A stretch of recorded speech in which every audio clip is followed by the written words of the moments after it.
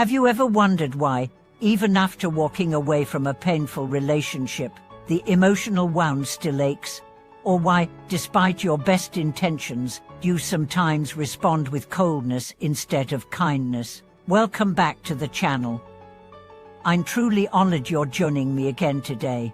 If you've ever struggled with relationships, with forgiving others, or even with being kind to yourself, this video may be the mirror you've been searching for. Today we are going deep into the practice of cultivating compassion through meditation, and not just for peace, but for healing, for restoration, for deep, soulful transformation. This isn't going to be a theoretical lecture. This is a journey, a lived, breathing journey into the sacred space within you, where compassion already exists but may have been buried under layers of pain, pride, or protection. Let's begin by debunking a myth. Compassion is not weakness. It is not naivety. It is not allowing others to hurt you. Compassion is courage. It is choosing to see the humanity in others even when they forget their own. It is choosing to soften your heart, not because they deserve it, but because you do. But how do we do that when we've been hurt? When we've been betrayed, ignored, abandoned?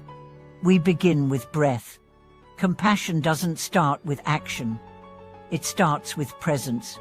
Close your eyes with me for a moment. Breathe in slowly. Hold it. Now exhale gently. Feel your body drop a little deeper into itself. That breath, that's the doorway to compassion. Let me tell you a story. A woman named Helena had grown up with a father who was emotionally absent. He wasn't abusive. He just wasn't there. As an adult, she struggled with trust. Every time someone got close, she pulled away. She began meditation not to heal, but to cope. But over time, something shifted.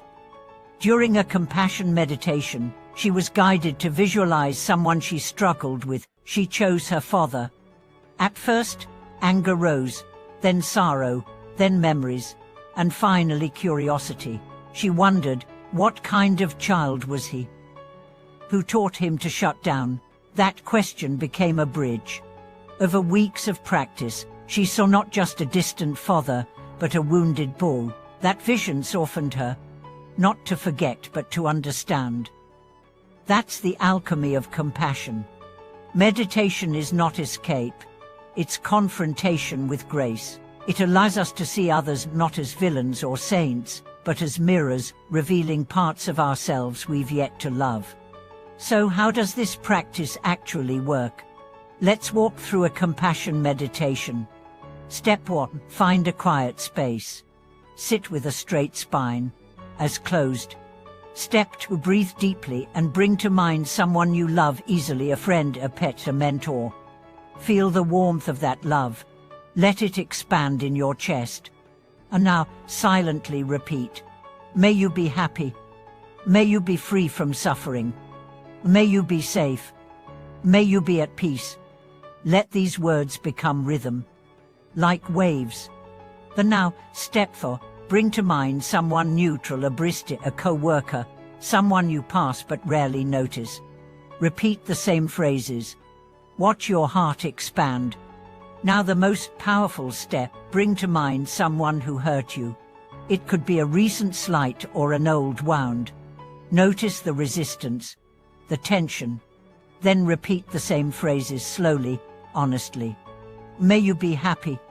May you be free from suffering. May you be safe. May you be at peace. You may cry, you may feel numb, you may want to stop. That's okay. Compassion isn't always warm. Sometimes it burns, but that fire purifies. This practice is called metta or loving kindness meditation, and it's not spiritual fluff. It's mental surgery. Harvard neuroscientist Richard Davidson found that practicing metta activates the left prefrontal cortex, the region associated with positive emotion. Over time, people who practice this meditation show increased empathy, reduced anxiety, and even stronger immune systems. But beyond the science, there's something even more sacred. Compassion reconnects you with your own humanity. Let me tell you about Michael. He was a veteran. After returning home, he struggled with rage. Loud noises triggered him. Crowds overwhelmed him. He pushed everyone away, including his family. Therapy helped, but it wasn't until he began a daily compassion practice that something profound shifted. He began visualizing the young soldiers he saw in combat, not just as enemies, but as scared boys. He wept, not because he was weak, but because he finally allowed himself to feel again. That's the beauty of compassion. It doesn't erase the past, it transfigures it. So what happens when we extend that same compassion to ourselves? Because here's the truth most of us have. We are often the hardest ones to forgive. For the choices we regret. For the words we didn't say. For the love we couldn't hold. Self-compassion is not indulgence. It's liberation. Try this practice. Place your hand over your heart. Say, I'm doing the best I can. Say, I forgive myself for being human. Say, I deserve patience, not punishment. Feel how your body responds. Sometimes we are just one kind word away from beginning to heal. Let's now talk about the ripple effect.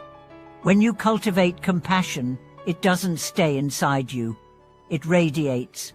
You become softer in conflict. You become wiser in love. You begin to listen, not to reply, but to understand. Your energy shifts. And people feel it. Even if they don't know why. Compassion is contagious. It's what transforms arguments into dialogue. Walls into bridges. Pain into purpose. And now, does this mean you become a doormat? Absolutely not. Compassion is not tolerating abuse. It's setting boundaries with love, not hatred. It's saying no without needing to destroy. It's protecting your peace while still wishing others well. That's mature compassion. That's spiritual adulthood. And it changes lives. Let's talk about forgiveness. Not as a favor to someone else, but as a gift to your nervous system. Holding on to resentment is like drinking poison and expecting the other person to suffer. When you forgive, not forget, not condone but release, you free your nervous system. You sleep deeper. You breathe easier. You live lighter. Let me offer one more image. Imagine your heart as a garden. Every grudge is a weed. Every grudge steals sunlight from the flowers trying to bloom. Meditation pulls those weeds.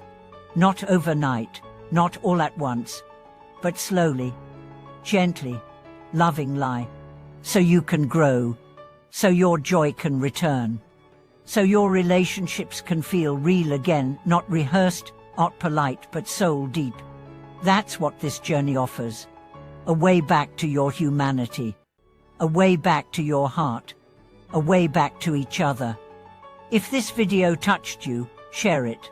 Comment below with a moment you've experienced compassion, either giving or receiving it. Let this space be a sanctuary. A circle of kindness. A place where hearts remember how to open. And if you haven't already, subscribe. We are building a community of mindful, brave souls who believe healing begins with presence. Thank you for watching this video.